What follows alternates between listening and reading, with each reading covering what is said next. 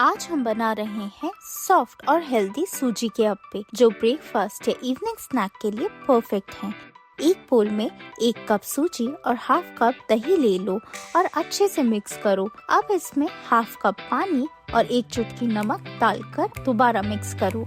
इस बैटर को 15 मिनट के लिए साइड में रख दो। अब हाफ टमेटो, हाफ प्याज, 1 अदरक, 2 हरी मिर्च, थोड़ा हरा धनिया और शिमला मिर्च बारीक काट लो। इन सब सब्जियों को सूजी और दही वाले बैटर में ऐड करके अच्छे से मिक्स कर लो। अब इसमें हाफ पाउच इनो और 1 स्पून पानी डाल के अच्छे से एक्टिवेट करो और हल्का सा मिक्स कर लो। अप्पे पैन को गैस पर गरम करो और हर सेक्शन में थोड़ा घी डाल दो।